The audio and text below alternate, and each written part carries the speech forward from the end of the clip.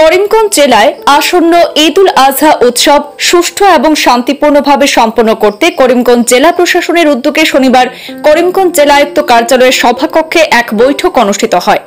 করিমগঞ্জের জেলা আয়ুক্ত মৃদুল কুমার যাদবের পৌরোহিত্যে অনুষ্ঠিত হয় সেই বৈঠক। সেখানে অতিরিক্ত জেলা আয়ুক্ত ধ্রুবজ্যোতি পাঠক, অতিরিক্ত পুলিশ সুপার প্রতাপ দাস, অতিরিক্ত police super crime branch Amritraj Chowdhury সহ জেলার বিভিন্ন ঈদগাহ ও মসজিদ কমিটির কর্মকর্তারা অংশগ্রহণ করেন।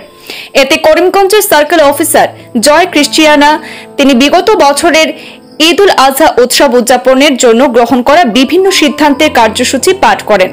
বৈঠকে অংশগ্রহণ করে জেলা শাসক বলেন, সুষ্ঠু এবং শান্তিপূর্ণভাবে ঈদ উল আজহা উৎসব অনুষ্ঠিত করতে সবাইকে নিয়ম নীতি মেনে চলতে হবে।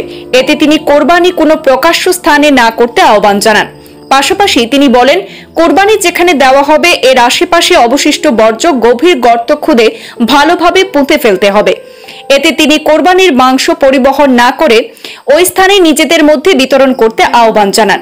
এদিনে বৈঠকে জেলা প্রশাসন থেকে এই উৎসব পালনে যাতে কোনো অবাঞ্ছিত পরিস্থিতির সৃষ্টি না হয় তার জন্য উপস্থিত সবাই সহ জেলাবাসীকে সতর্ক থাকতে আহ্বান জানান।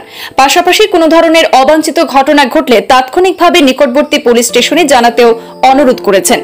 এদিনের বৈঠকে ঈদ উল আজহা উৎসব যাতে সুষ্ঠু এবং শান্তিপূর্ণভাবে সম্পন্ন হয় তার জন্য ঈদগাহ কমিটিগুলির পক্ষ থেকে পর্যাপ্ত সংখ্যক স্বেচ্ছাসেবী নিয়োগ করা হবে বলে জানানো হয়েছে।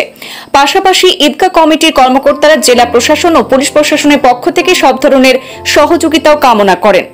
এদিনের বৈঠকে অন্যান্যদের মধ্যে নিলামবাজারের চক্র আধিকারিক জনার্দন ভাইপে, বদরপুরের চক্র আধিকারিক কিমনেইনেম চাংশান, বদরপুর টাইটেল মাদ্রাসার প্রাক্তন অধ্যক্ষ মৌলানা ইউসুফ আলী, নববার্তা পত্রিকার সম্পাদক ও করিমগঞ্জ ঈদগাহ কমিটির সম্পাদক হবিবুর রহমান চৌধুরী ও বিভিন্ন ঈদগাহ ও মসজিদ কমিটির কর্মকর্তারা অংশগ্রহণ করেন।